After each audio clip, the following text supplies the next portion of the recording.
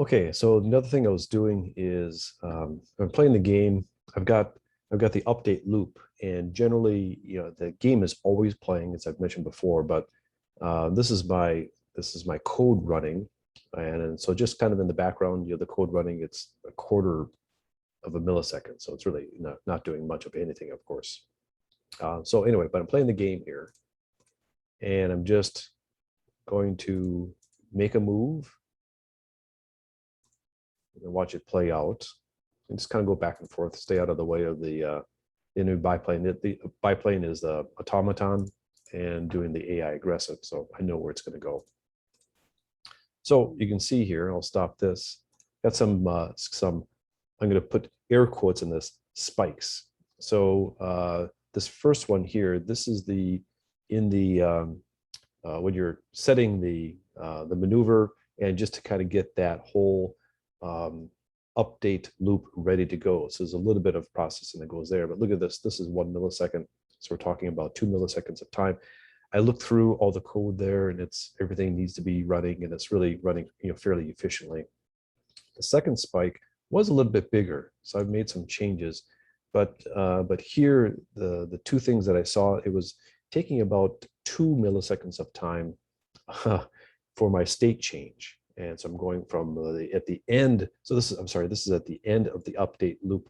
And I got a lot of processing that goes on while the update is going on, and I'm doing the maneuvers. It's just kind of a flat processing, doing some LERP, linear interpretation kind of mathematics, very simple. But it's at the end of the playing. Then I have to make sure if there's some tailing going on, if one plane has been shot down from another, how much damage has been done by one plane to the other, how much damage has been done by the other plane to that one. So there's a lot of fairly heavy duty calculations. Many of those things need to happen. But one of the things that does happen there is a state change. And what I was doing for the state change is I changed the canvases, and I had coded this a long time ago. I knew I needed to change it, but here was a great opportunity. What I would do is, just to make the coding simple, I turned off all the canvases, and then in that state then only turned on the ones, the 1, 2, or 3 that I needed. And so I knew I needed to change that, and that was consuming the turning off all the states was actually consuming 2 milliseconds of time, because it's not just turning off all those canvases was 2 milliseconds of time, because it was not just turning off a canvas, was turning off all the canvas and all the children underneath the canvas. So it was recursively, Unity was recursively working through all those, turning off everything from a visibility point of view. So anyway, I made a change to that. I'll show you the code for that. But now that does not even show up anywhere in this. There's a routine for turning off all the canvases, and it's, again, not even showing up. Then the other change I made in that the same part of this, so here I am in that update loop. It's right at the end of the playing, so the turn has finished. And so now I'm calculating tailing and things like that. One of the things I was doing is, at that time, you can see here, I was writing out the human maneuvers out to Firestore.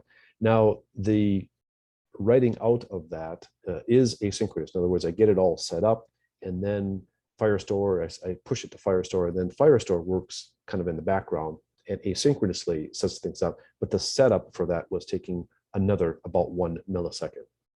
And so what I'm doing now is I'm actually, instead of firing it up inside of that update loop, because there's no reason that this activity needs to be done at the end of that frame during that update. This could be done, again, asynchronously. And so what I did is I even started, I have the setup for the call to Firestone pushed off into a coroutine, so it can be run asynchronously. It can be run outside of the current frame, which is ending, where there's a lot of things going on in this last frame of the turn that's being played. There's a lot of things going on, from a computational point of view. What I've done, you can see here, it's about half a millisecond to get the coroutine started. So I've saved half a millisecond there, and about 2 milliseconds for the, every time I'm changing state, I always turned off all the canvases and then only turned on the ones I want. Now what I do is I only turn off the ones that were running, and then turn on the ones that need to be running. So that's, let me show you then in the code. Nope, I've got to, I'm sorry, this is getting a little bit longer than I thought. It was kind of a simpler thing. I'm going to stop the sharing. Just go back to the desktop. And so I just want to show you a little bit in that the update routine. So there's a lot of things. So here's the update, and while nothing is happening, there's really nothing going on. While the turn is playing, here's my linear interpretation that's going on. And then this is all the stuff here, all these statements here, is that basically, if we're done updating, oh, I'm sorry, right here it is. If the 2 seconds, so each turn in World War I Flying Circus, 2 seconds. If 2 seconds is up, then we do all this kind of a heavy duty processing. We save all the transforms. You know, if it's network games, if it's balloon busting, I calculate damage. I start damage animations. There's facing, there's tailing, there's all sorts of things going on, surrendering, all sorts of things going on. But here was that little bit here where I was just doing the calling this push. And so the setup for this push was done inside of this update loop, not necessary. And so really now what I'm doing is starting a coroutine for that. Then the other thing, I just want to highlight here. Oh, there's that. Yep. And then the other thing, this is the states. What I was doing is I was just calling this routine for turning off all the states, or sorry, turning off all the canvases, and again, recursively going down for all the objects inside those canvases.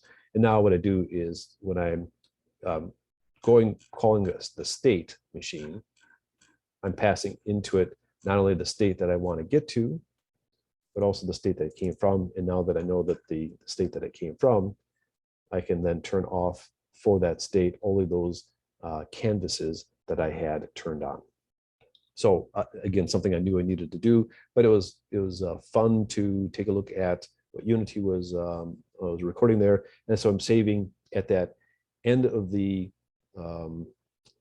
play loop in that update frame, in that update cycle for that frame. I'm saving 2 milliseconds, which, you know, if in a game where it's playing on an older phone, it's going to mean something, right? That's 2 milliseconds where something else isn't going to go on, and probably you know, doing a little bit of a hop because I'm forcing it to go to the next frame before it refreshes everything from a UI point of view.